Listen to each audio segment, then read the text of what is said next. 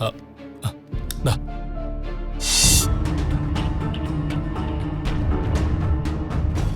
മര്യാദ പഠിക്കുന്നത് വീട്ടിൽ നിന്നായാ അത്രയും നല്ലത്. മറ്റുള്ളവരാണ് പഠിപ്പിക്കുന്നെങ്കിൽ ഭാഷയും ശൈലി ഇതായിരിക്കില്ല. നിർത്തടി. നീയേ പറഞ്ഞു എവിടെ കയറി പോവുക? നിന്നെ വളർത്തിയത് ഞാനാ. ആ എന്റെ നേർക്ക് വല്ലാതെ കയറി കൊണ്ട് ചാടല്ലേ. വളർത്തി എന്നുള്ളൊരു ഒറ്റ കാരണം കൊണ്ട് എന്തിനു കൂട്ടു നിൽക്കണോ ഞാൻ? ഇതെല്ലാം കണ്ട് മിണ്ടാതിരിക്കണോ? ഇത്രയും തരം താണ ഒരു അച്ഛന്റെ മകളായി പോയല്ലോ ഞാൻ.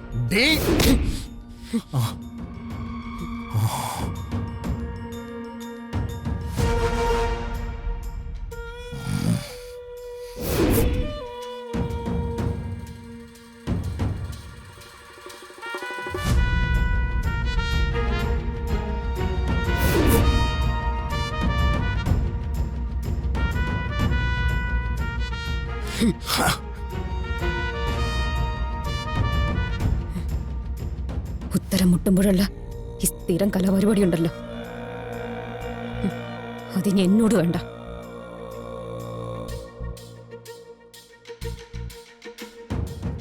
ഒരിക്കൽ തല്ല് വാങ്ങിയിട്ടുണ്ട് ഈ കയ്യിന്ന്. ഇനി എന്നെ തല്ലാൻ വരരുത്.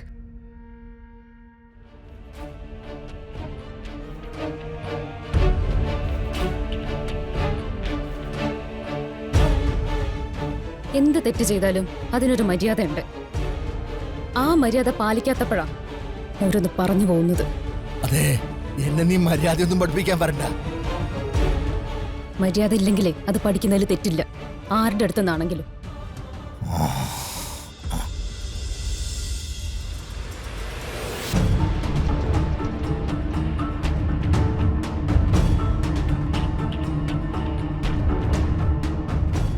മര്യാദ പഠിക്കുന്നത് വീട്ടിൽ നിന്നായാ അത്രയും നല്ലത്.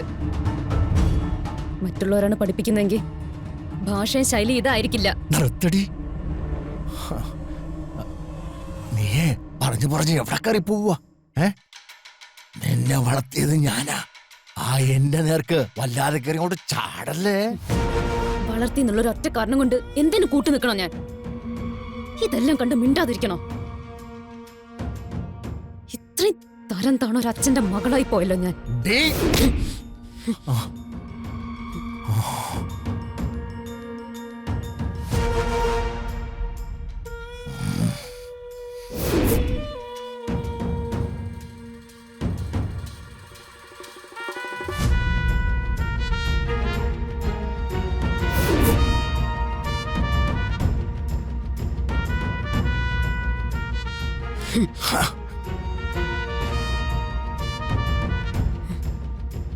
ഉത്തരം മുട്ടുമ്പോഴല്ല ഈ സ്ഥിരം കലാപരിപാടി ഉണ്ടല്ലോ, അതിന് എന്നോട് വേണ്ട.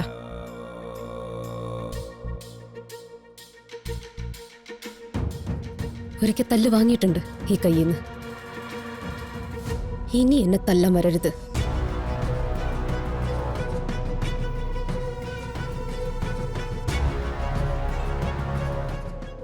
അമ്മയെ അച്ഛൻ ദ്രോഹിച്ചതിന് ഒരു കയ്യും കണക്കുമില്ല. അച്ഛൻ എന്ന സ്ഥാനം വെറുതെ കിട്ടില്ല. ഭാര്യയോടായാലും മകളോടായാലും മര്യാദ കാണിക്കണം. എങ്കിലേ അച്ഛ എന്നും ഭർത്താവെന്നും വിളിക്കാൻ പറ്റൂ.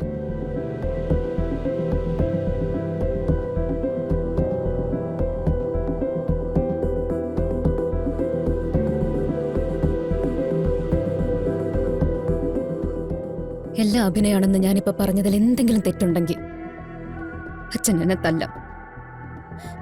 തെറ്റുണ്ടെങ്കിൽ മാത്രം.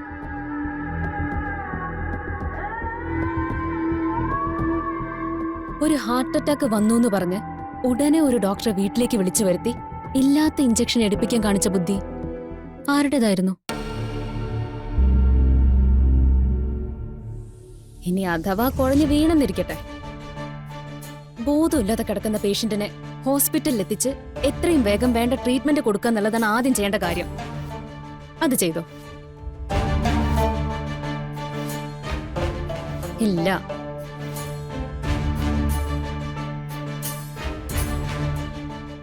ആ ഡോക്ടറുടെ മുഖത്ത് എഴുതി വെച്ചിട്ടുണ്ടായിരുന്നു കള്ളത്തരം മുഴുവൻ. നേരത്തെ പഠിപ്പിച്ചു വെച്ചതുപോലെ അയാൾ നന്നായിട്ട് അഭിനയിച്ചു. പക്ഷെ ഈ അഭിനയമൊക്കെ അതങ്ങ് അമ്മയുടെ അടുത്തേ നടക്കും, എന്റെ അടുത്ത് നടക്കില്ല. ഇവിടെ നടന്നതൊക്കെ ഞാൻ എല്ലാവരോടും പറയാൻ പോവാ.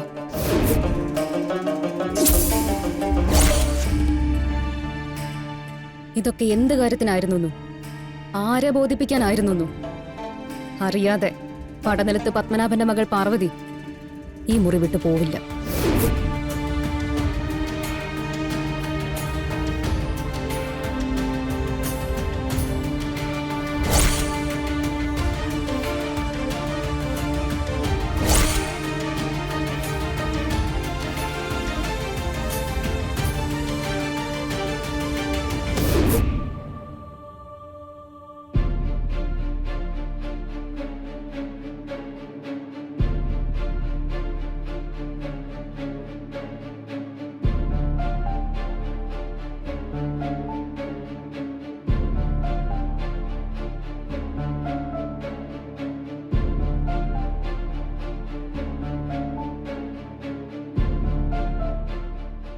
ഗിരി, നമ്മുടെ എല്ലാവരുടെയും സന്തോഷത്തിനു വേണ്ടി മറ്റൊന്നും ആലോചിക്കാതെ നീ ഇതിലൊന്ന് ഒപ്പിട്. ഒപ്പിട് ഗിരി. ആ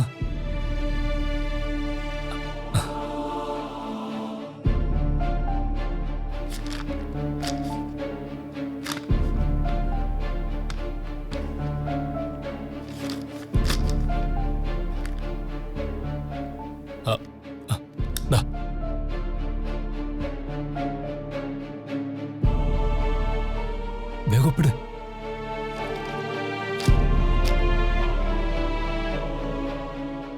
ഒപ്പിട് ഗിരി.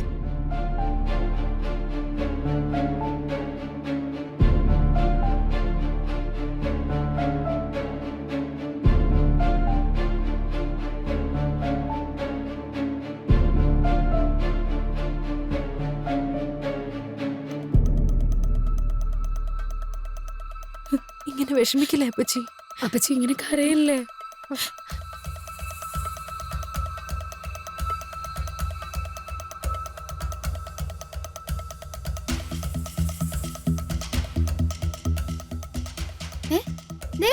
അമ്മാവൻ അമ്മാവന്റെ അസുഖമൊക്കെ മാറി.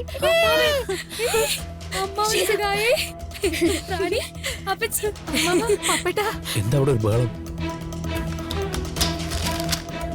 ഗിരി, ഗിരി. ശ്ശേ.